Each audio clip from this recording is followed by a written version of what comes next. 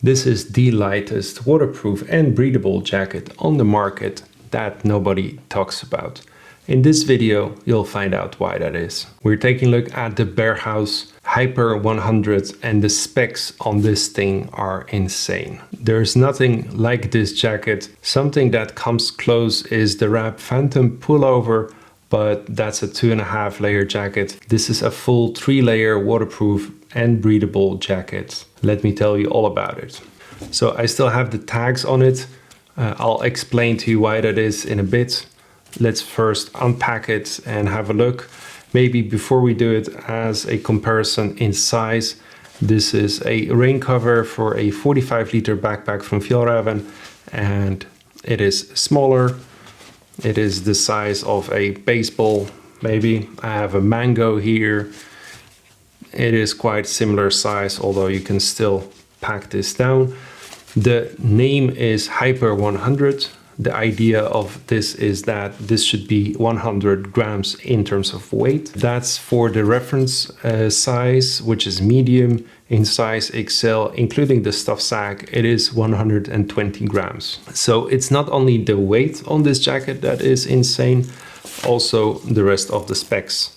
First, let me show you how this jacket looks like. So the fabric that's used on this jacket is called Hydroshell Elite Pro, and the thickness of this fabric is only 47 grams per square meter. As a reference point, Hilleberg uses 49 grams per square meter on their red label tents. So in terms of weight and thickness, this fabric is just as thick or thin as a tent fabric, but this has 3 layers. And the tent fabric only has 1. So with a fabric this thin, you'll have one of the 2 problems. It's either not waterproof or it's not breathable. This jacket claims to be both. It has a hydrostatic head of 20,000. Just as a reference point, my current waterproof jacket, the Fjällräven Cap Eco Shell, has 30,000 hydrostatic head, but unfortunately it is 6 times heavier. Fjällräven also has a new, more lightweight model, the Fjällräven Hydrostatic, but that one only has a hydrostatic head of 10,000, which is the minimum you want to have. It's still okay, but the point is this one has double of that. And there's also the famous Gore-Tex membrane. Those have around 28,000 hydrostatic head, both the Gore-Tex Active and the Gore-Tex Packlight. Normally, jackets that are very, very thin will have hydrostatic heads way below 10,000. And if you aren't familiar with the term hydrostatic head, it is a way of measuring waterproofness of fabric under pressure. It's less important on tents these days, but it is still important on waterproof clothing, especially jackets, and especially if you're wearing a backpack. In short, the higher the number, the better it generally is. And now for the next topic, which is breathability. And believe me, you will want to hear this. There's a standard for measuring breathability, and that's called MVTR, which stands for moisture vapor transmission rate. And just like with hydrostatic head, the higher the number, the better. General advice is anything below 10,000 isn't as great for being active. Ideally, you would want to have at least 20,000 or more. Again, to compare with some other fabrics, Gore-Tex Pro has 25,000, Fjällräven Eco Shell has 26,000. However, this jacket has, are you ready for this? 50,000. That is insane on a 3-layered jacket this thin. So there has been quite some innovation in terms of fabric. What they've done to save on weight is the body of this jacket is seamless. It has just one piece, and the second part of the fabric is over your shoulders and arms. The seams aren't over your shoulders, so there's no water coming through there.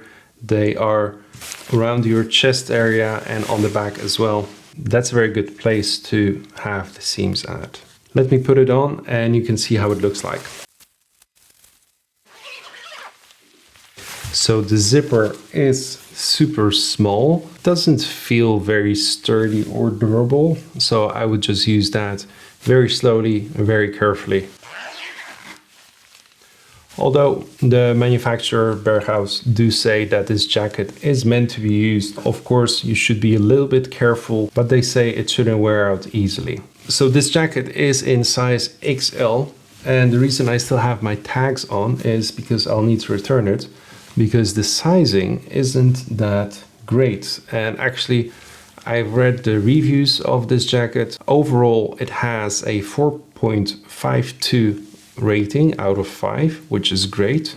The only complaints people had were about the sizing. So in my case, it's a bit tight on the shoulders. And as you can see, the sleeves are too short.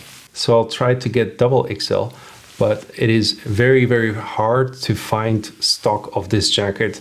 I've waited for a few months for it to become available, and it was sold out immediately. I needed to order it from some store in Germany that had stock. So I'm not sure if I'll be able to get it in double XL, but this is just too small. I can't really move in this. So the jacket also has a nice hoodie. You can close off in this, just a little bit. There are no adjustments anywhere.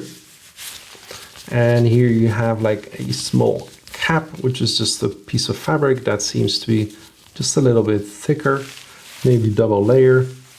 The cuffs are elasticated, which is quite nice as well. There's an elastic band in here. Yeah, this jacket is made for trail running and mountain biking, being active.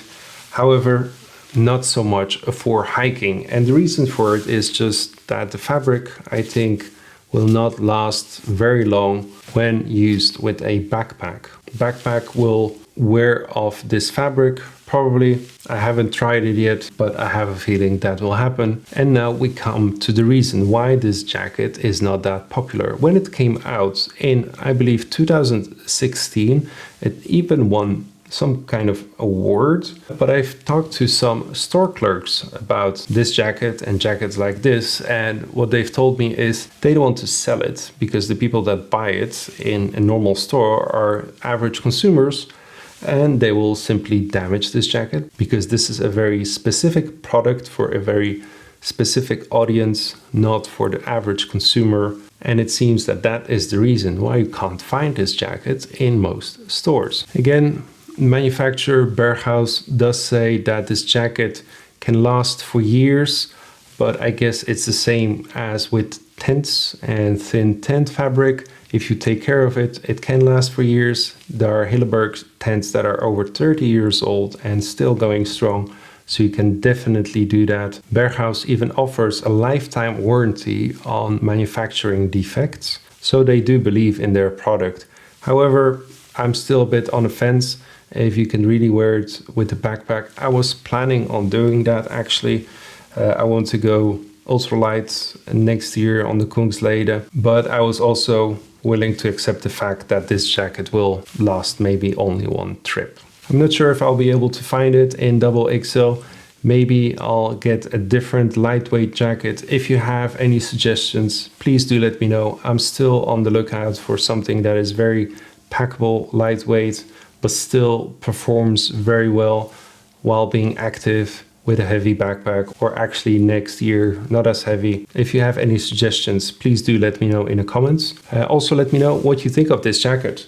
Would you get it? Do you like it? Does it matter that it's this thin and this small? Curious to hear your thoughts on this. If you like this video, please hit the like button. If you haven't subscribed yet, remember to do that as well. And I'll see you in the next one.